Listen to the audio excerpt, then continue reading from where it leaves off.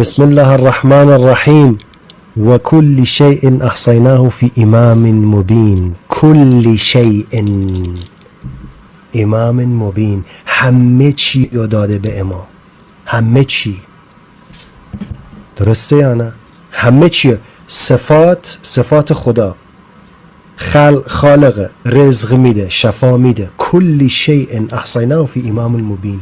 در کتاب اعتقادات الامامیه شیخ صدوق صفحه 100 در دعایی که حضرت امام رضا علیه السلام می‌فرماید: خداوندا، هر کس که مدعی شود که ما رب هستیم یا ما خدا هستیم، از او به سوی تو براءت و بیزاری می‌جوییم. هر کس که مدعی شود که خلق، یعنی خلق کردن، به ما سپرده شده است، یعنی خالق هستیم، و هر کس که ادعا بکند که رزق بر عهده ماست، که ما رازق هستیم، خداوندا تو شاهد باش که ما از او به سوی تو بیزاری می‌جوییم، آنچنان که حضرت عیسی علیه السلام از نصارا بیزاری جست. وقتی اونها ادعا کردن که حضرت عیسی علیه السلام خداست یا پسر خداست، از نصارا اظهار بیزاری کرد.